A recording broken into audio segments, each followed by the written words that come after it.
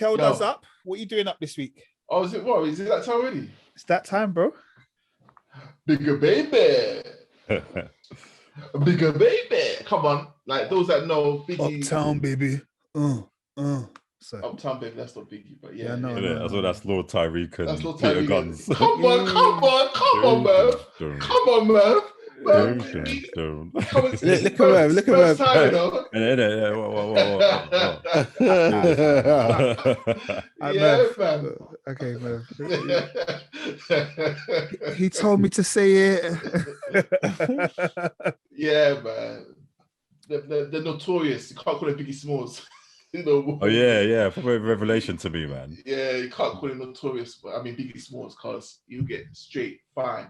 But man, documentary. Obviously, I'm a massive fan of Biggie. To me, he is my favorite rapper of all time. Just for his wordplay, his delivery. Okay, calm down. No, for me, he's my. I said to be fair, ever since I've known Kel's always put Biggie up there. Yeah, always. Calm down in his speech, you know. Exactly. Calm yourself, bro. K-Coke. Because I got K-Coke in my top 5 here. No, that was... Yeah, I'm coming for you, man. Don't ever diss Biggie. Don't ever diss Biggie. Calm down, you know. Man will never diss Biggie. But when you said he's all time and all that kind of stuff. Yeah. No. He's up there, man. Biggie's my all-time favorite. And so I know everything about Biggie, but I thought I did. I thought I knew everything. Do you know what I mean? And this documentary was so deep, where like they went a level deeper. Do you know what I mean? Into like his backstory. You know what I mean? Him going to Jamaica every summer. Do you know what I mean? Him learning from his uncle in Jamaica about the sounds, and do you know what I mean? That's where he picked up the love for music. And then obviously like certain stories about the mum. The mum throwing away his drugs, thinking that it's mashed potatoes. Yeah, but have you never seen a documentary or anything where they say that story? Yeah, I have heard that story before. That's what I've heard before. Wait, she thought mashed potatoes. What's he doing? I think it's the film. It's actual film. No, she threw it away because she was like, "Why is there just random dried up mashed potato by the window? Like, what are you doing? Scrape out your plate. Like, why is your room nasty? Isn't it? You can imagine your mum just going to your bedroom. Like, why is there plates underneath the bed? Like, but they'll play like his rap lyrics from when he was like young. Like and like he had that vision of rapping over these like songs, great hits when he was young, like 13, 14, and man was spitting some bars. I'm like, rah, at that age, man was spitting some bars, and like Mr. C said, he's like, it doesn't sound like anyone else before him.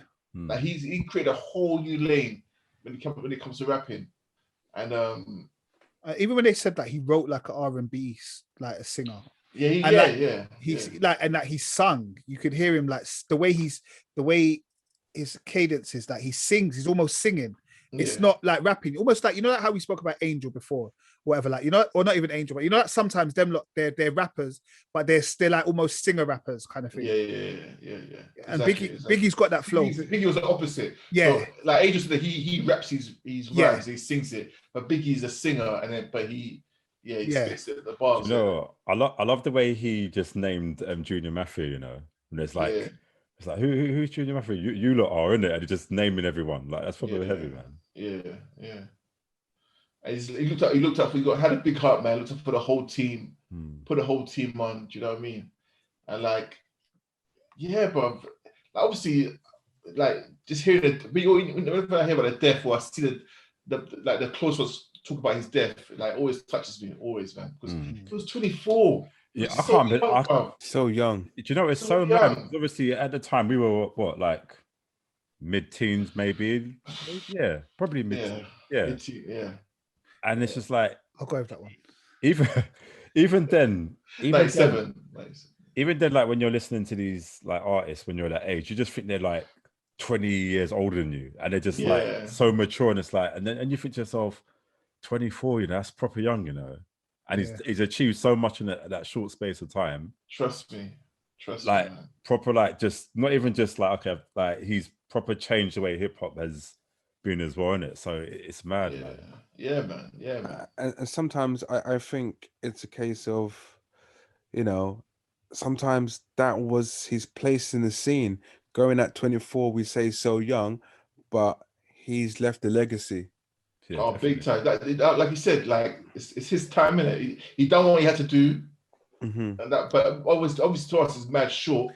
But the impact alone, and look how long it's long. I can play Biggie now, and there's so many rappers that can't touch him. They can't touch him. Exactly. But it was just saying a lot of that. But that was, I think, also because that music was our music of our generation growing up.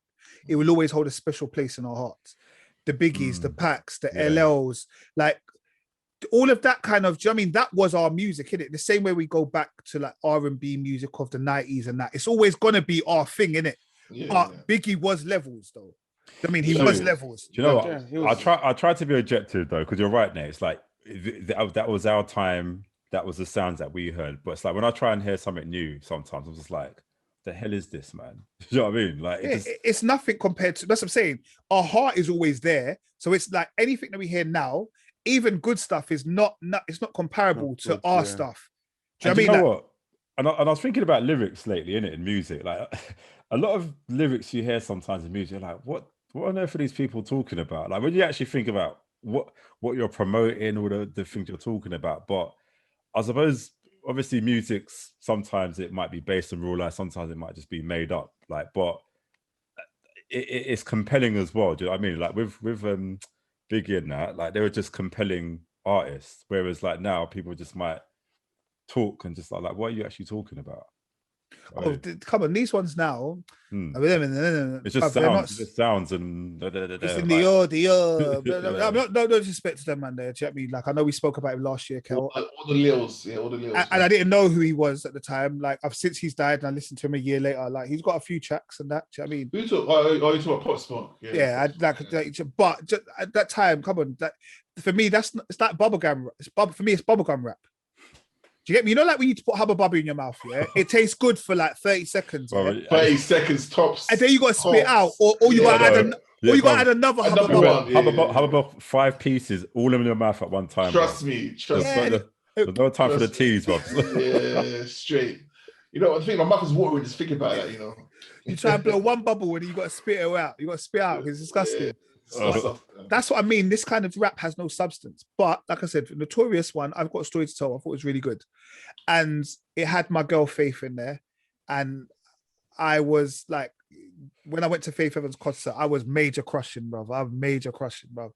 Like, and then like she was on there, even though she wasn't necessarily a big part of the story, like just seeing her kind of talk about the fact that the mum always called him Christopher and the mum never called him Chris or Biggie or nothing. Do you get me? It was Christopher.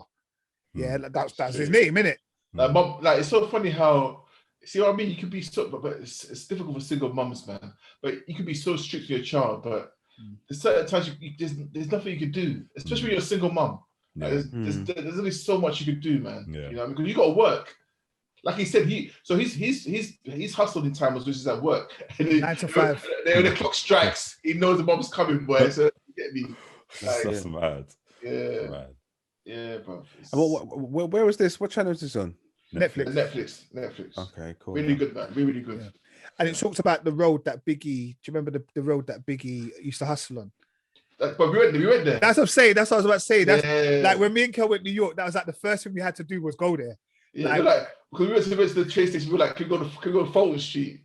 And they're like, Fulton Street. They were like, why you want to go there? It was like, no, we want to go there, yeah. And it was like, what is it? Proper ghetto? Is it ghetto? Yeah, is that why they're saying that? Yeah, but it wasn't. It's not that bad. It's nothing that. It's just ghetto, isn't it? Yeah. So like, I remember they told us how to get there now, and then we met this other guy who goes like, "Where y'all from?" Was like from London. Yeah. He goes, I tell you what, Fulton Street is like Shepherd's Bush. If y'all can go, Lambert Grove, he goes, if y'all can go there, you can go there. It's like, yeah, we can go there, bro. We can go there. Yeah, cool. Like, we can go there. Wait, is that the street where he was doing that rap? He was rapping, he was hustling. Yeah. Like, I remember that. I don't know if it's the same street. I'm just because there's an old school video of him rapping doing the freestyle. That's a different road. That was a different road. Remember, that was when he went with to O's bits, and that's where he was rapping there, which was Brownsville, innit? Yeah. Oh, okay, cool. And, but yeah, go on. So was there much about Puff Daddy getting involved? Or yeah, of course. Yeah, Puff was in it. Not massively, but he was in it a little bit. Yeah. And it's more about the people that he grew up with, the friends that he grew up with. And what I liked as well, because at the moment there's been so many kind of documentaries that have come out afterwards, which is about like the mystery of how they were killed and all this kind of stuff. Like, and this wasn't really concentrating on that. This was concentrating on him as the rapper, Biggie, growing up and why he became the way he is. You get me? To be fair, it's actually made me want to go back and watch that film Notorious. I know some of you don't like that film, but I actually like the film. It's a big film. I need to watch it again. So I don't hate it at all. I don't hate it. I thought it was a bit light. I wanted more from it. That's what. Yeah. But I thought it was a really good documentary. Yeah, it was well deserved 90 minutes. Yeah. I like seeing that Notorious because that's got what's the name in it from Tasha from Power. Yeah. To be fair, I think you said it last year or earlier this year, and I thought, oh yeah, do you know what? Just totally forgot about that. Yeah. She played Little Kim in it. Yeah, she's Little Kim. Yeah, she's done well as well. But yeah, even that, you know, when they said, like I said, that Junior Mafia, and then Little Kim comes out and spits that famous bar. I was like, bro. But every time I heard a big verse, I was like, oh man, I got this to Big now. I got this to him now, bro. It's too much, man. Yeah, and the thing is, so talking about Biggie, like in school, that's where I got my name from, Biggie. Yeah. Right? There you go. No. And when I was in school, you know, hip hop meant nothing to me. I was just into jungle. I was just English music, jungle garage. And some guy goes to me, yeah, I'm gonna call you Biggie. And I thought, why are you calling me Biggie? He goes to me, oh, do you know who Biggie is? Oh yeah, here's his CD, Life After Death. That was the first album. Life After Death, you know. That was the first album. I didn't know anything before what he did before. I played it and I thought, this geezer is absolutely sick. And because he was big as well, and I was like, and he's famous, everyone loves him. I'm Biggie. Wow. Some identity theft. Straight from Stratford School, East Ham College, UL University, JJB, and all my other organizations I worked for. Straight Biggie. Yeah, it's just straight Biggie. It's like, yeah, Biggie. And it comes to a stage, okay, I know I'm a bit old now, but if I go back to the hood, they will say, they'll still call me Biggie. I got some both. Biggie died about 10 years ago. You can call me Richard now. Oh, Richard? No, I'm gonna call you Biggie. Okay, you know what you're calling it. Yeah, no, Biggie was one of them weird things. Like, I liked Biggie, but it wasn't until my mum bought that Life After Death album is when I started respecting him. But to be fair, that was pretty much after he died, or as he was dying, because obviously that was released. I think that was just after his death. Yeah, it's after his death. Yeah, just after his death, because we was like in my school, like we were West Side, so like we was riding for like Pac and Snoop and all of them. It was like proper dumb. Like in the playground, we was having East Coast West Coast beef. Like we're in London, you know, the ones that got nothing to do with us. But we was on this East Coast, West Coast stuff, and we couldn't listen to East Coast rappers. It just adopted it. Yeah, because like them, and that again, that's when like we had Nate Dogg, all of them. Like that was my name at the school. Do you get me? So that's what it was. So I was West Side. Do you get me? It's not fair, man. No one was called Merv. It's so funny because Biggie brings people together as well. Because you know, like Rich, like Jet, Jet's like an Asian friend of mine that I used to work with. Sorry, yeah. but I worked with him side by side. That's why I said that. Yeah. Like he just one day he just started spitting some Biggie lyrics. I was like, bro, what are you doing? You know, what you know about Biggie? He goes, what? Bro, man knows the whole Biggie album, both albums inside out. I'm like, bloody hell, man. So it was just funny, like how everyone loved Biggie. Like it just proves like all cultures, all, you know what I mean? It's just, do you know that's funny when in the documentary when he went to London, innit? And they're like, Biggie, some girls like, Biggie, I wanna fuck you. Yeah, I wanna fuck you. I was busting up. I was crying. Biggie, I wanna fuck you. Oh gosh. Proper London mentality. Oh, it's funny, man. But it's very weird that, like Nate, you were saying in school, you were East Coast and West Coast. from the UK, we get sucked into the American culture, and we have nothing to do, absolutely nothing to do with it. Big time. No, it's proper sucked into it, and that's what I'm saying. And then you had even later on in school, you had the South. So like the South started coming up with the rappers, and we used to have another group in the playground that used to just rep South music. Yeah, see that all that there, I think that's the reason why, in regards to Americans, the whole American culture frustrates me, that we adopt it so much, and I think it's changing now. We kind of got more of our own identity. We've got. But the youth don't know about Biggie now. But like even what's the name? Is it Pill Potter? What's the name? Yeah. He like when he goes, touch my Beretta, no, touch my cheddar from my Beretta. Like the youngers would think that that's his bars. They won't know that's Biggie's bars. You know what I mean? Yeah. No, but if you think about it, Biggie died what, 90s? Late 90s? 97, 96. Yeah. 97. I think, was it Pac that died 96? No, 96. Yeah, so Pac died 96. 95. Biggie died 97. Yeah. And then if you think about it, these youths weren't born until 2000. That's what I'm saying. There's no way they Do you get me? Like, unless their parents used to pump it when they were tidying up the house on a Sunday, they're not going to know this. See, that's why I play that music for my little one, but obviously the missus gets upset. Too much swearing. No. I said, don't bring attention to it. Just don't bring attention. When you bring attention to it, that's when they start repeating the lyric, the swear words and stuff. Just let it play and they'll enjoy the beat and the music. That's all, you know what I mean? 0800. Touch my cheddar, full my Beretta. Man said 0800. Yeah, don't worry. 0800 is going to be the title. If I ever go to Kill Sounds where it sounds like break yourself, man. No, you definitely 0800, boy. Stop it before he gets to school properly. Because I ain't gonna lie, them teachers are snitches, bro. That's true. But like you said, like these kids don't know who Biggie is, etc. But it's down to us to educate them into the music. It's not even before Biggie. Who were we listening to before Biggie? Was it, what were they called? How can I forget the name? Grandmaster Flex. Yeah, them guys. They're old school. Yeah, but they're old school. KRS One, Daddy Kane, Slick Rick, Heavy D. Some of them I know, but a lot of them I don't know. Our time is like Dr. Dre, Ice Cube. Ice Cube. Those. That's our time. Snoop, NWA. So anything from I'd say early 90s to I don't know 2010. I reckon that 20-year span is probably ours. Yeah. Like even coming on with like the Cameron and the Dipset and all of that. That was probably the latter end of our kind of. It's probably true. You mentioned Dipset. You mentioned NWA. NWA were too hard for me, bro.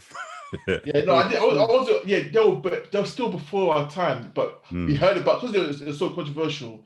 We heard about them, but it's still. That's when it's like getting a bit more commercial, isn't it? Like, So as I guess as Dre and them started splitting up and all the rest of it, that's when we started kind of getting with them.